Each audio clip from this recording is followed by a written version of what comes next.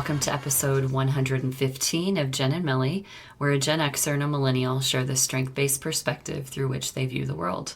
We are your hosts, Allison and Tess. Hi, Tess. Hi, Allie. It is wonderful to see you. Wonderful to see you, too. I know that our listeners probably envision us like Huberman Lab, like we have this great setup and we sit together and talk across the table, but we are on Zoom and on Clean Feed and on Tech in order to be able to record this across the miles. But I do want to acknowledge that I recently named this as one of my support spaces in my world. Love that.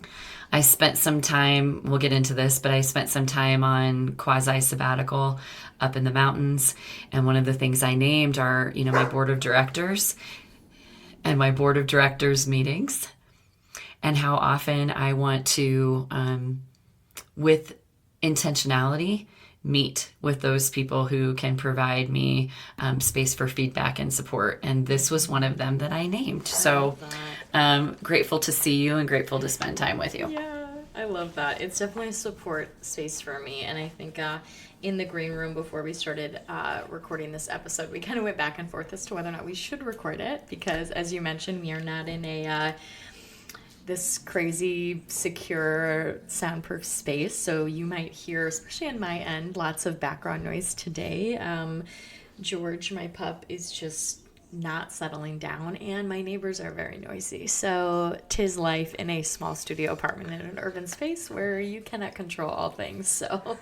Well, and I will name that I'm quite scattered, which may not be a surprise to our listeners. I'm often quite scattered in this space, but I've been doing a great deal of travel since I started this month, and I think I'm going to be home a grand total of maybe 4 days in the month of February, and it looks like very similar in March.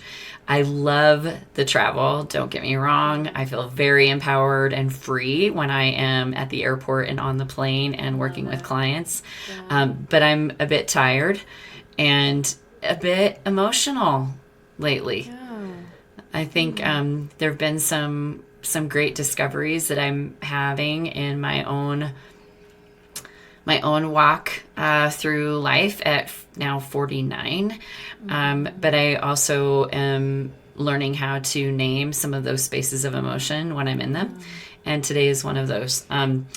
For listeners who do not know, I lost my dad when I was 5, and today is the anniversary of that day. And he was 34 when he passed away tragically in a farm accident. And it's given me a lot of pause and reflection about living fully and the fragility of life. And I had a conversation today actually with a client about when we experience some of those things at a young age, does that influence how we choose? Does that influence our ability to see the world with optimism and desire for growth? So there's duality in that, right? The both and, that it was a tragic loss, a tremendous loss. My mom remarried, and I have 3 step siblings as a result that would not exist.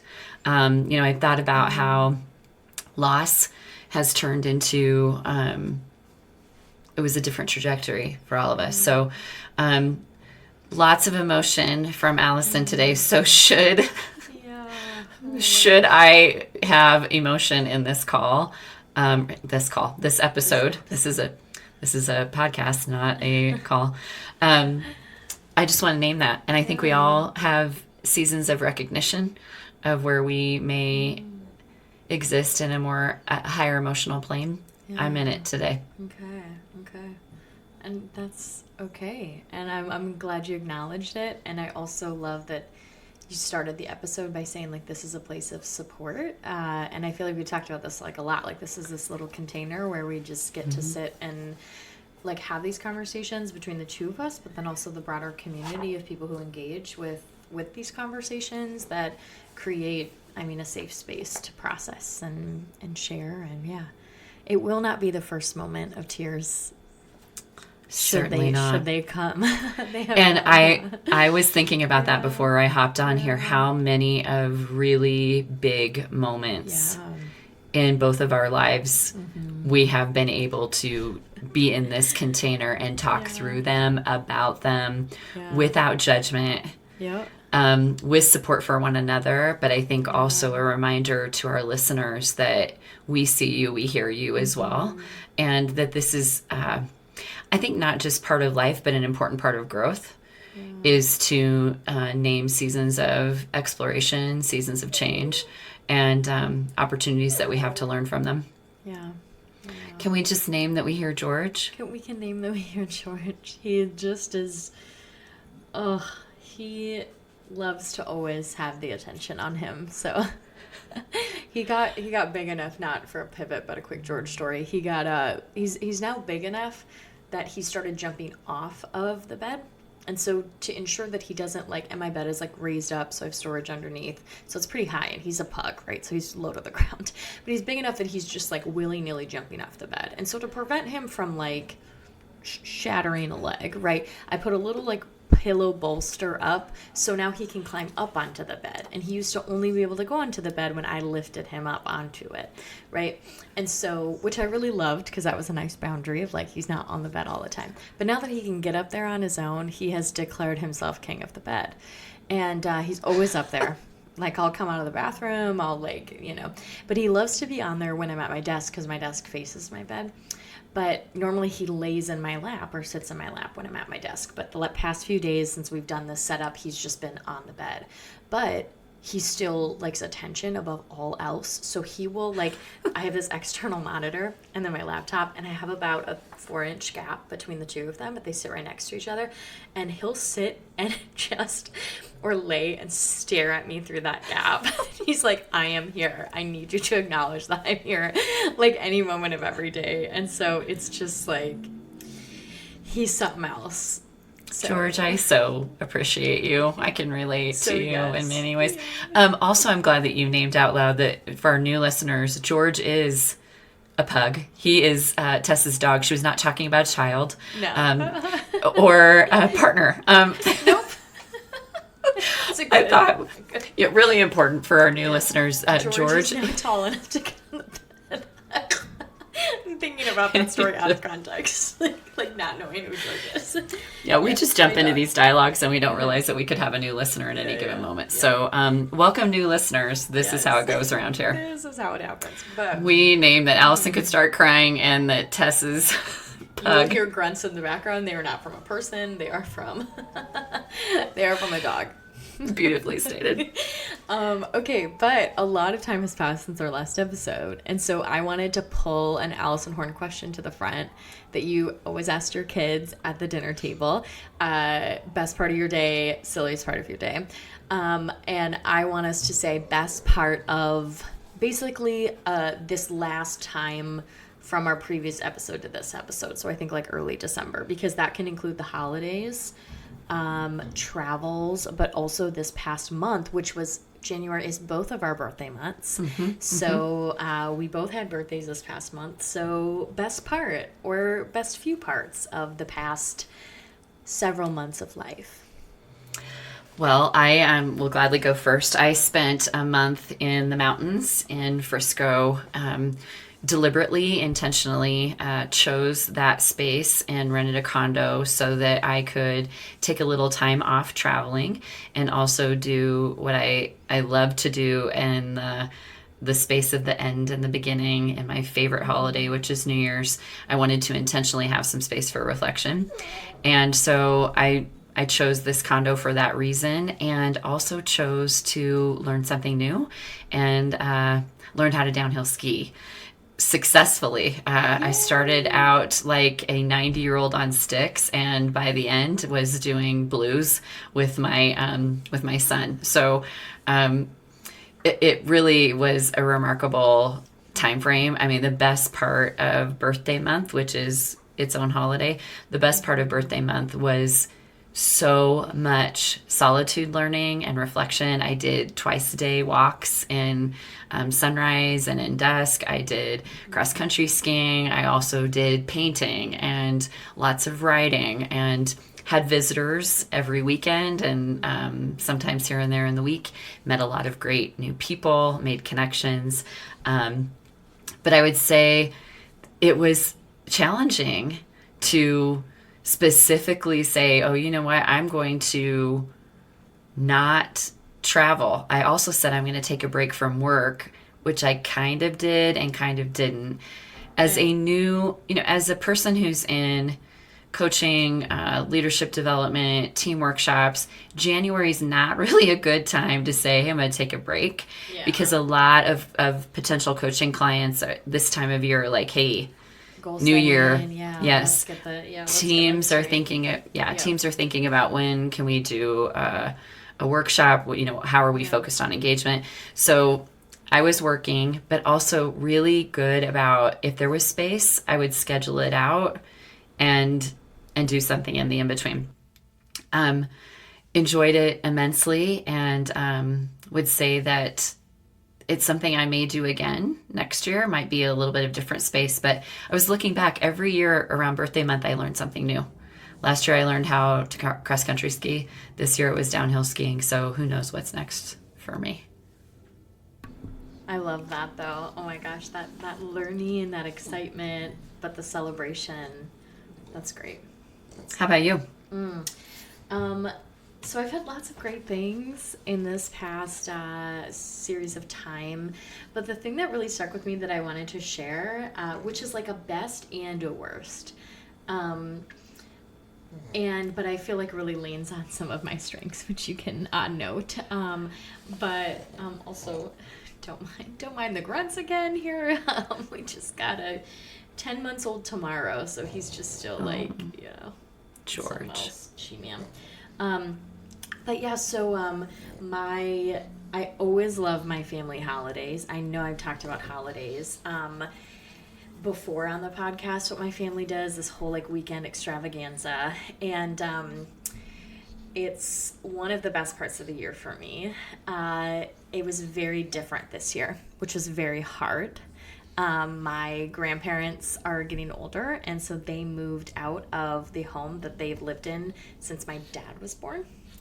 And that was a big shift of a very comfortable container.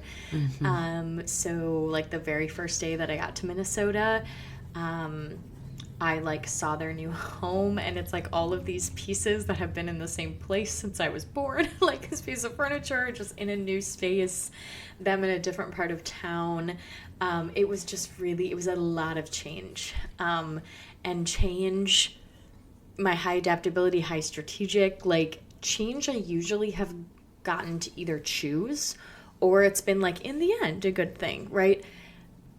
I'm glad that they're in a space that allows them to continue to be independent at 81 and 82.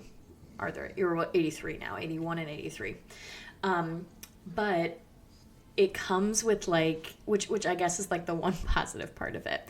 Overall, though, it's a negative change, because what it means is that they're getting older, right? Is that they cannot maintain the life that they have always maintained for my entire life. And that was really, really hard. And then all of my family has always lived really close to each other. All my aunts and uncles and some of my cousins, a lot of us cousins have scattered a little bit. But and then one of my aunts, because of her husband has been having some pretty consistent medical issues, they're relocating to an environment that's much more suitable, because a lot of his health issues had to do with weather-related triggers. So that was very hard, because she and my 3 cousins moved to go meet up with my uncle the day after Christmas. So it was 2 massive shifts in my family. And so all of this, I'm saying all this negative of the best part. It's this inevitability that change happens, right? But it's still really hard when it happens. And yes. I think the best part of it, I'm still grappling with, here we go, I might be the first one to cry in this episode. I was ooh, I just feel some things coming up. But It's like as hard as some of it was, like I was just very immensely proud of my family for like taking this change head on. Like there were a lot of tears and a lot of like memories and a lot of like sad things about it. But one of my favorite things, one of my aunts got my grandparents for like their gift, this big canvas of a photo that they took the day they moved out of the home of them like kissing on the front porch. And it's just like this huge canvas that with the home in the background, like that they can like hang up in their new house. And then for all of us, she had a like a friend's son that does a lot of like interior design, like design type stuff, like digital marketing, make these for everyone. They're stickers. I'll send a picture with our episode information. It's like a sticker with like a caricature mock-up of the home, of that exact picture of them standing on the porch with the dates 1966 to 2023. So yeah. Oh, Tess. Yes, I want a strength spot, of course. Adaptability plus context, right? So adaptability, as you've taught me so many times over the years, doesn't love, hey, here's a heads up, there's a big old change coming. Adaptability does not love that. I think what adaptability loves is in the moment the sound goes out and I can figure it out. Mm-hmm. Adaptability doesn't love, here's a massive change that's going to uproot a lot of what we know. Plus context. Your context is just, it so radiates from you. Where's futuristic for you? 33 out of 34. Right. So, right. So thinking about, the stretch of adaptability to partner with context. Yeah, for sure. That doesn't necessarily know what's next or isn't really excited about what that next step looks like, but has comfort in the container of history. For sure. I think the way that I describe my adaptability, and I know that you know this, but I think it's helpful because I do have other strengths that like make it shift a little bit. But I think overall adaptability doesn't like change for change's sake, but does really well in the context of change. Like it doesn't seek it out. Yeah. Right? But it can respond very well, and sometimes that's energizing. So it might look like a high adaptability person loves change, but it's like they love the ability to respond and pivot really easily, like use their skills for that. Well, and you've taught me so much about adaptability when it comes to aesthetics. Mm-hmm. And I think about the architecture and the design and the everything that is the aesthetics of the past in that home. But I really love, and I think we'll get to this next episode when we talk about, what makes a great leader or what we see in leadership. What I appreciate, and you are a leader in your family, you know this, but your ability to name, we navigated this well, is a celebration of success. As hard as that is to name. It's a celebration of success, and then all of you honoring that home space in the picture and the sticker. And I think that's sometimes what we get wrong about celebrating success. We think celebrating success is like bringing donuts or having a pizza party. Like, how do we commemorate in a way that's going to last? So after I skied my first blue, so I had been working with a ski instructor, kind of. I wouldn't call him a legit ski instructor, but Jeremiah was great. He was awesome to work with, but he said, hey, meet me this day. He said, hey, meet me at Peak 8. I get to Peak 8, and I'm looking at the map. Interesting, I looked at maps. I looked at the map and said, oh, I'm sorry, we're not in the right place. These are all blues. There's no green here. So actually we're not in the right spot. I texted him, I'm like, we're not in the right spot. I'll come over that way. And he goes, no, we're doing this today. And I was mad, so mad at him that, when I get really mad, I don't talk at all. So we get on the lift. I'm not speaking. Yep. And we had this amazing interaction with a 70-year-old and the 82-year-old. Of course. Jeremiah is next to them. I'm usually chatting it up on the lift, and I am not speaking because I'm mad. And Ed and Lê Vu is from Vietnam. He's 82. Ed is 70. Jeremiah, they're all talking. and they're asking where we're from, and I'm not speaking. So Jeremiah says, my friend Allison here she just turned 49 and she's learning how to ski for the first time. And Levu turns to me and he said, that is incredible. I come here every year. And this year I was afraid I wasn't going to be able to make it because I injured my back. I will get emotional telling this story. He said, but I just thought to myself, if I never try, I won't know. And his English was very, broken. And I'm hearing this, I'm mad. Of course, I'm hearing it. And I leaned forward and I said, oh my gosh, thank you. And I said, I'm just so afraid. And he said, confidence is everything. We get off the lift. I give him a hug. I do a big blue. This is a big moment for me. And, I'm really excited when I get done. And so I went to a couple little shops in Breckenridge to kind of wind up the day. And I walked into this shop and there was this lady still had her Christmas stuff up in her store and she was taking it down. And I see this beautiful heart ornament. And I walked over to it and I said, oh, I love this. And she said, oh my gosh, I love it too. And I can't believe no one bought it throughout the holiday season. It's my favorite one. And I said, well, today my heart was really brave and I want to commemorate it. She starts crying. I start crying. And so I have this ornament now for my tree every year that will commemorate the day that I was brave.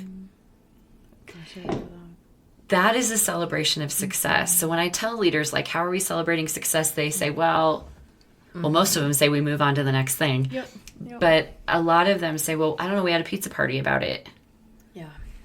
Like, do something that commemorates, that you can hold and look back to say, we did this well. And I think when you look back on that sticker or, that beautiful canvas, we did this well. It's not just the space or the container of the house.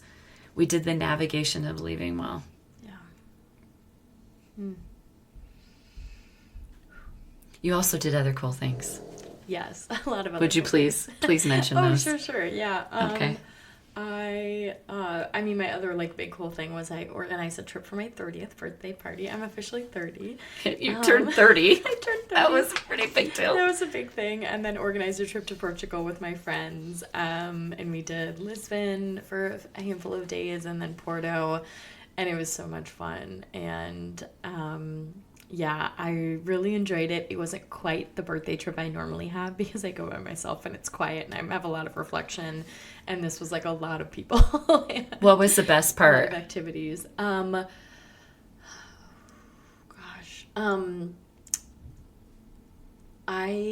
gosh, there were so many great parts. I think one of my favorites was the last day. There were 3 of us, so 2 of the party had to leave early to get back for work stuff, but the 3 of us did a day trip to a nearby town called Sintra, and it had a palace that it was an old monastery that was converted into a palace was built on the grounds, and it was insanely beautiful. On the trip, and I'm adding this in because I know you're gonna love this story. There were, of course, there's always a group trip like that. There's other people that are also doing the day trip, and so it's always a make or break a trip. Sometimes the other people that are on the group trip with you, right? Yes. But there's a super great couple from New Jersey, both Korean Americans, and they telling us about their family and their jobs, and we just really click with them. They're super fun. Kids are in college, so kind of middle age, and we've just really enjoyed our time together, had fun. There were 2 other couples and they were kind of meh, and at one point we kind of joshed a little bit about the other couples with this couple, and it was just it was a riot. And so we just after we left the trip, we went out and did a few things that we still wanted to do before we all flew out the next day. And we kept saying how much this couple was so great. We ran into them on the street. We ran into them later that day, and we were oh my gosh. And they had, I know, right? They had another thing that they wanted to do, but then we're let's meet up in an hour again and grab dessert, or grab a nightcap. So we met up with them again. we grabbed gelato with them and just like talked with them for an hour, even longer, and like asked them about their story, like how they met, what their lives are like. And it was just like it was so much fun. And we had like overall it was a fabulous time, just like spending time with all of these people from all these different places of my life. I love traveling, so going to a new country I haven't been to before, experiencing new culture and new food and a new place, learning something about history. And yeah, I think, but that was just like it was such a fun day that turned into like an even more fun day because of that. Mm-hmm. Yeah. I had lots of moments in Frisco where I made new friends. It was like, I would check in, with my friends or the kids, and I would say, they're like, how was today? And I'm like, I made new friends. But there's something so powerful about being witness to someone's story. Yeah. That when you don't know them, and they're anonymous and they're random and you just happen upon them, and then you hear things that teach you immense lessons. Oh my gosh, the couple that I ran into on the trail, they have been married 50 years. They are in their 80s, and this is, fantastic example. I'm trying to cross country ski on a trail that I should not be on, and the gentleman, her husband, he's up front, and I go past him and I'm like, sorry, and I'm scooting around, and he stops and he goes, can I give you some unsolicited advice? And I said, absolutely, that's my favorite kind. And he said, you should not be on here. And then they proceed to tell me about 16 different places that I could cross country ski that I would not have known about, right? Yeah. And then we have this wonderful conversation. I head out on my way. I'm packing my stuff up, and they come up and they're like, hey, do you want to come over? Like, here's our number coming up this weekend. Have you ever done curling? And I'm like, I have not. And they're like, we haven't either. And we're not really going to do curling, but we're going to put tea kettles out on the lake. And I got to be friends with the bartender because I went to the same restaurant over and over. I just made incredible connections. Yeah. But I ask questions like, how'd you get here? Yeah. What brought you to today? JC says this a lot better. Our friend JC, who I've spent quite a bit of time with this week, how did you get to today? Is a really meaningful question to ask people. But I love that you came upon you of all people. I know, right? I did feel like I was channeling you, though, because I was the one like driving this conversation, and I asked them like, how did you two meet? Tell us your story. Like, and so it was really sweet though, because, and this is what I love, like people, if you ask, right? Like, people will want to share and tell you their stories, right? Most of the time I don't like to ask because I'm doing my own thing. But I always love, like, when I do ask, like, the conversations that happen. And this was, like, a really good example of one of, like, and they even said, they're like, gosh, we haven't thought about that in a while. And they were like, yeah, correcting each other, like, each adding in more details. Like, it was super fun. Yeah. The greatest human need is being heard. Absolutely. I didn't realize that it was something that I did uniquely until recently, that I do. I just assumed you all did that. No. But what I'm also noticing about... I'm sorry, Ellie. What's this whole space about? Like, what's strengths about? I know. Like, what? How do you not realize sometimes that's uniquely I don't... Well, I don't realize that I just do it. It's like breathing, right? Like everything we teach. Yeah. But recently, I've been honing in on this. Like, I want people to tell me their story, but I want to help them tell their story. Yeah. And it lights me up, and it makes my soul very happy to hold this space for someone to feel heard and seen. But I'm also recognizing I need that too. Yeah. And I would really love for me to run into me on a plane. Of course. And every once in a while I do. And I'm like, oh. Like, remember the guy that I oh my gosh, LaCroix, who I met on the plane, who sits down and is like, what's your story? And we talked the whole time. And we're still connected. Uh-huh. Those are the things that I just want to do more of that. Mm-hmm. And when I found that in Frisco, the both and, right? The duality. Yes, I need my solitude and I need my sabbatical and I need my writing space and I want to create and do watercolors and sketch things out. I asked for everybody's wishes for the year 2024. Yes. And then I recorded them here on this big piece of butcher paper so I can manifest and create energy around people's wishes this year. I love that. Like, yeah, I need that space, but I also need the space to meet new people and explore the both and. That's great. Which kind of leads to my word of the year. Yes, which I love. Lead us in. That was our main topic for this, is our 2024 words of the year. So my word of the year for 2024 is direction, which is a beautiful accompaniment to my word of the year last year, which was define.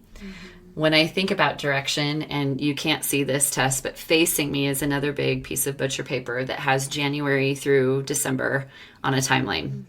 Okay. And also true to me, I drew tarot cards for each month as a kind of a focus and an archetype. And then the travels that I have planned are being mapped out here, but also the different directions of the compass. So the first quarter of the new year is the north. I'm going to be focusing on the north direction. And in the north is, essentially where we spend winter. It's where the wisdom of the elder exists. When we get into spring, I'll be in the east, which is air and sunrise and possibilities. And that's the archetype of the child. And then I'll get into summer, which is heat. That's the south. That's the south direction, hard work.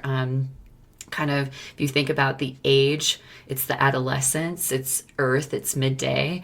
And then I'll travel to the west, which is autumn, and the west direction. So I have this compass within.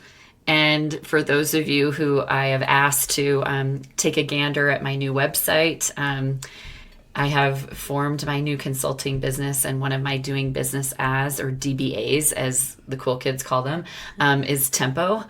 And so I am considering my compass and my direction very seriously this year. Yeah. I also think not only does it harken back to last year of Define, it harkens back to Muse. For sure. And cadence, like the idea of like the inspiration, the music within you, right? Because I think that's immediately where my brain went, was like a director of music, like someone who's like directing an orchestra, right? And all of these pieces of your life that are coming together that you're bringing into like symphony, into harmony with one another.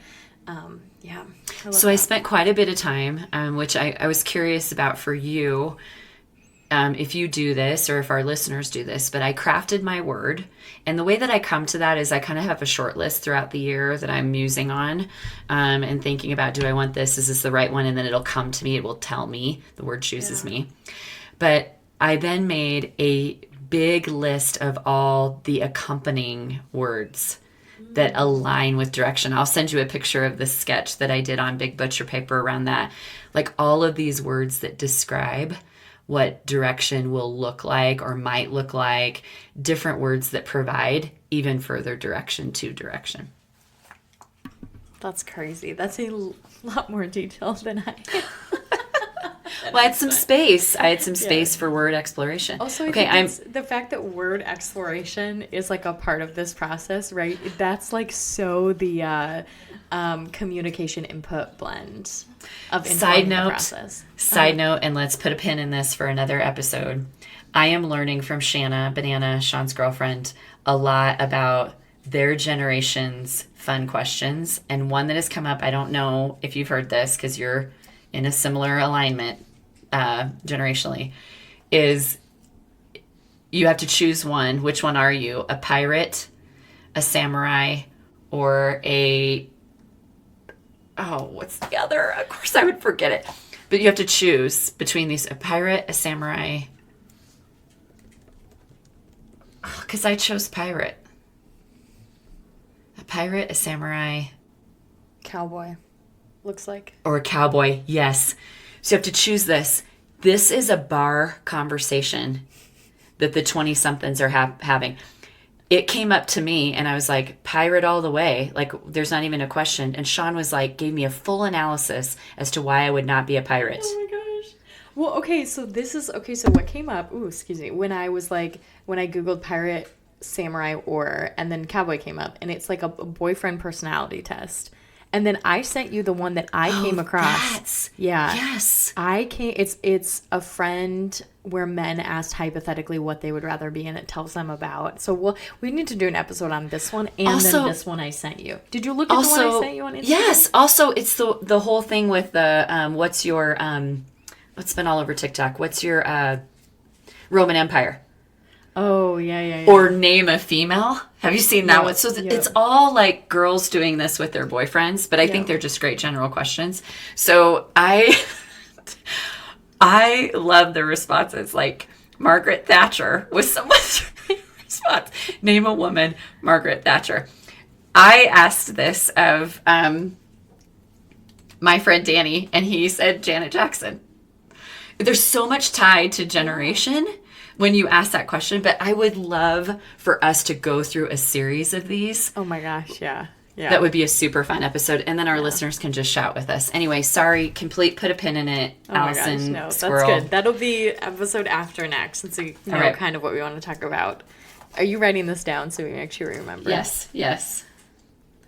I'm going to call them the TikTok questions. Fabulous. Okay. And neither of us have TikTok, so this will be interesting. I have TikTok. Wait, yeah, you showed me you got TikTok. Never mind. I'm like, for sure, I have the TikTok. Yeah. Oh my gosh, the TikTok also. So I'm anxious. I'm anxious to hear your word of the year. Yes. So I'm gonna first start with my process, which is very different than yours, and lead you then to how I got my word of the year. So sometimes I make a list of potential words. More often than not, I have a word that's sitting in my head. And if another word comes up, I measure them against each other and either adopt the new word or retain the old word. So in my mind, you're talking about this list and like mind mapping, and I feel like mine's more like a bracket system. Like this one comes up and I pit it against the other and like which one wins out. Different strengths. Different strengths. Totally. But which I always have seen this iteration of competition in you. Oh yeah. It's so weird that it's not. It's more of a blend. Yep. It's more of a blend, I think, with adaptability and strategic. Yeah. But it is for sure you. Yeah, for sure. Like I've been part of competitions with you. Oh yeah. Like you will cut to win. I've seen it. So yeah, actually, okay. 100%. I will cut to win. I will, especially if I think I can win. I actually had a conversation about this on a date the other day, which I know what your face is gonna do. So we can, we can talk post. We can talk offline. It's not ready to be. I'm looking for Hallmark. I'm looking for it all the time. It might be here. Wait, what? Shut. I told you. Okay, all right. Okay, so this conversation was like that. Like he wanted to meet up at this bar that had like board games, like games in it, and I was like, it's still like a little like early on, right? And so I'm like, he's like, are you like a competitive person? Like I always think it's fun to like go. And I was like, am I? You said yes. Person? Did you say yes? Of course I said yes. And I said, and so we talked about because he's a very competitive person too. So then we compared, and he's the quiet, ruthless one. And I'm like, I get like competitor of like I need to win, and I'm like I also need to win, and sometimes it's a quiet ruthlessness, but most of the time it's just like a very direct strategy. It is not a quiet ruthless. It's a direct ruthless. It is a cutthroat ruthless, and you pick it up on it immediately. Oh yeah. Yes. Like you went from like here's this really sweet intern to like don't with her because she will cut. The really sweet intern, the reason that you first saw that was because someone changed the rules of the ladder golf game partway through. Anyway. I can still see the hallway. I can still see the hallway, and all of a sudden, like the fury rage in your face. The visceral reaction, like physiologically right now in my body. Which is years ago. Oh my gosh. Anyway, so yeah, I've had multiple recent conversations around. It's one of those things when I describe it to people I'm like getting to know is like it's something I wish I could change about myself. It's something I don't like about myself. So what did you do? Like flip the board during the date? No, we actually didn't even get to it because we just were having such a good conversation. We actually didn't get to playing the game. And then, stop. Stop. Your face, face. You can hear it now. Wait, we'll talk more offline. It's not full thing's not ready to be online. So, all right, but, okay. But sorry. anyway, so there was this like follow up of like, oh, I had a great night, yeah, like all this kind of stuff, and he was like sad that he was like he made a comment of like, oh, bum that we didn't get to play a game, but like next time for sure. And I was like, it's probably a good thing. Like, don't go to show those cards too soon. Like, oh my gosh. You know what I say, Tess? Mm-hmm. If they don't accept the worst of you, they don't deserve to see the best of you. 100% agree. Yeah. Yeah. So I don't know how we got we got there because of me. And you bringing up competition. I'm sorry. And then you getting sidetracked. But anyway, but that's how I do a word of the year, right? Like generally, there's not a huge list. Usually, only a few that I'm contemplating at a time. Generally, like over the course, if it takes me a while, if nothing settles well, then there might be like a long list if I were to put together all of those that I thought about. But like I don't look at, sometimes I'll look at synonyms of words if like a word like seems to resonate but doesn't quite stick, like doesn't quite grip me the way that I want it to be like an intention for a whole year, then I'll maybe go to a thesaurus. But for the most part, it's just like one that I'm thinking about and kind of like, and another one pops up. So anyway, this year was a little bit different because I'm like, get to the end of the year and then have this like holiday that like was sad and heartbreaking and bittersweet. I'm planning all these details for this trip. So honestly, I get to the end of the year and I was like, I haven't even thought about my word of the year. I went into this new year, like January 1 turned, and I did not know what my word of the year was. And that's never happened to me before. Like I've always known what my word of the year has been. So then I'm contemplating like what my word of the year might be, but not like very consciously, because I'm like on this trip with all my friends trying to coordinate details, like, and then one of the tours that we were on in Lisbon, somewhere at some point, like, so I'd asked actually, so rewind a bit, I'd asked my friends if like they had an intention of the year, and we had like this conversation over lunch, and I told them I was like kind of struggling with my word of the year, which doesn't often happen. Like something comes to me and it feels right and I'm good to go. But so I was telling them kind of like what I was feeling in terms of sentiment for the year. I was like, I feel like I have this duality of a year where I'm like getting to really like return to my like passion of what I got into my PhD for, because I'm about to start my dissertation research, like writing my proposal right now to defend in front of my committee. Like really exciting to be starting this. Like I love the work that I've been able to do, but like I got in to do very specific types of research, answer super specific research questions, and so I'm really excited to be able to like return to that and really get to focus on that primarily.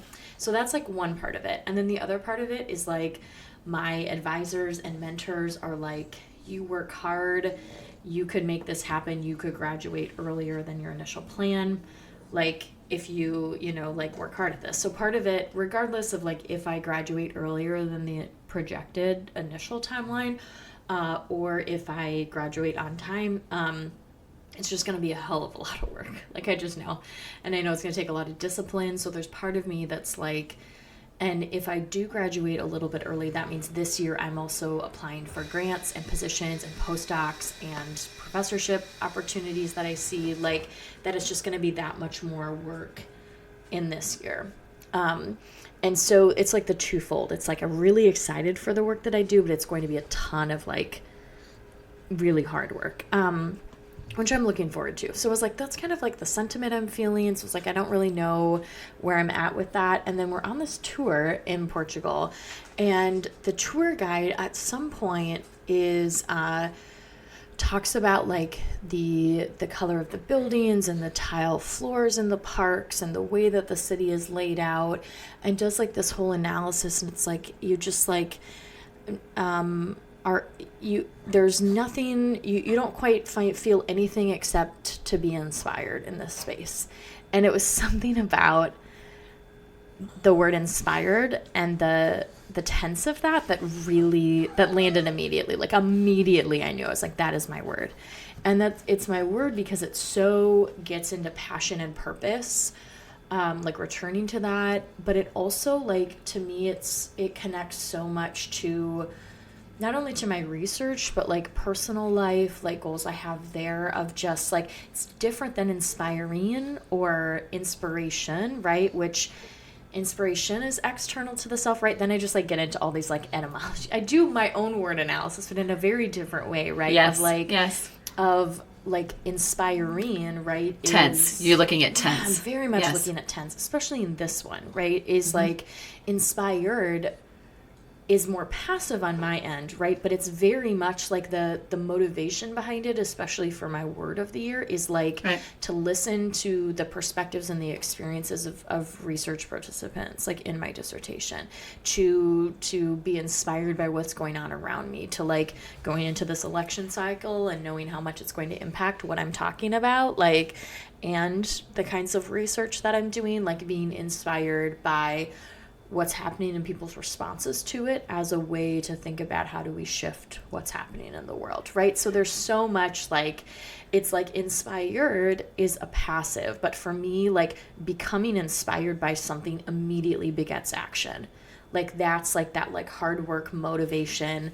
And the more that I think about that, the more that I've sat with like I'm developing my interview questions and like my protocol for like the first part of my study. And I just am like, the more and more I'm just even becoming inspired by writing these questions and thinking about the conversations that I'm going to get to have with people to then develop the second part, the quantitative section of my study. Like, and so, yeah, it just like really stuck with me. So that's inspired is my word and my intention for the year. And I'm very excited for it. Beautiful. I think you and I both could have maybe chosen duality as our word of the year too, because it's the both and. Yeah. And I think that there's an awareness that we have in the words that we chose of the depth and breadth of what they mean. Yeah. I have been just immersed lately in this both and, the beauty and the dark, the struggle and the joy, the slowness and the speed. But I think in that word, you find a lot of duality, the both and also like becoming could potentially have been a word with that as well. But I love that you chose inspire. But again, you let the word choose you, and the fact that it came from someone else's voice in this space of celebrating 30, beauty, wisdom, aesthetics, again, aesthetics all the time with you. Even the way that you're describing the little 4-inch space that George gets to grab your attention, that is aesthetic that you're describing. So I love that our strengths, excuse me, goodness. I love that our strengths most naturally jump off the page. Yeah. Even when we don't realize it, don't even, it's like breathing, right? Yeah. So what are you going to do to inspire? How will you commemorate that word? So, I'm going to stretch you if you haven't done this already. Like, I want that word in front of me. So that's part of the reason I drew this timeline. Okay. It looks pretty ridiculous to have a piece of butcher paper. Oh, there we go. The word isn't there, but I could add it there. But I have this entire board of my dissertation plan, color-coded. Yeah, but like I think that's something that I want to encourage our listeners as well, because a lot of our listeners choose the word of the year. Yeah. Like, how do you commemorate it? How do you celebrate it? How do you name it? How do you see it? So that it isn't just something like 3 months from now you're like, oh yeah, that's right, that's the word I chose. Yeah. And then what are you doing to name where it is clearly showing up? Yeah, I think that's a really good question. I need to think more about that. Because, I think it's been so... We also need to think about how do we want to share this so that the listeners heard it clearly. Because we did a lot of this. So I don't know if you want to even name it in the notes. I mean, that gives away the surprise, but we didn't do the silly surprise this year either. We did, yeah. Yeah, so maybe we just name it in the notes. Or they can listen. Incentive to listen. Incentive to listen. Or scroll please. to this point in the episode. But yeah, to constantly like keep it recognized at the forefront. I feel like it's been such a much more palpable start to the year in terms of an intention. Like it's just been really present, like at the forefront a lot. So I haven't needed to like think through where to be inspired, because I feel like I've been very inspired lately. So, but yeah, I think that's good to like think through, because I also want that to extend. It's so driven by my work. Like it really is. But it's like, I also love what I do. I'm passionate about what I do, right? But I also know that there's like more places I want to be inspired than just in my research and in my dissertation. So yeah, I think there's definitely intention. There's a lot of intention I need to put behind it regardless, but more intention for sure, especially external to my work. Naming that makes it more intentional, but also naming it out loud in this space, we'll have all of us that can hold you to it. Of course. Gosh, I love it. Okay, so for listeners, though, we always want to know your word of the year or intention of the year. So if you have one, share it with us. And then also I'm really curious, how do you get to your word of the year? Since we tend to approach it from different perspectives. Other things that we want to hear from listeners? What did they do to celebrate, that space of holidays and the new year? Although I mentioned to a friend recently that I'm not going to start celebrating. The new year starts on Saturday, which is Lunar New Year, because January was a pause point for me. Yeah. And what I've noticed is a lot of people had shit show Januaries, and they were like, can we start over? And I said, why don't you just start in February? You're the only person who gets to decide when your year starts. Yeah. I mean, other than the calendar. I mean, a calendar imposes an actual change of the year, but also you're technically correct. I'm like... Rules. Rules. I'm sorry. I'm like, yes, time in the calendar is a social construct, but also it's one we've collectively agreed to. So in some ways we're beholden to it. I'm sorry, Alex. Yeah, well, sometimes I don't want to agree anymore. I just want to do it differently. You have the right to do that. Thank you. Thank you. You do it 30 as well. I do it 49, but you do as 30. Oh my gosh. Oh, I love it. Okay, great. How did you celebrate? In what ways did you celebrate all of that for this past year? What your word of the year was, and how do you arrive at your word or intention of the year? I love it. Okay, well then, without further ado, we want to thank you for tuning in to episode 115 of Genn and Millie. If you'd enjoyed today's conversation, consider sharing this episode with a friend. To interact with us and share your responses to the questions we posed, give us a follow on Instagram at Genn and Millie. That's at GENNANDMILLIE. Until next time.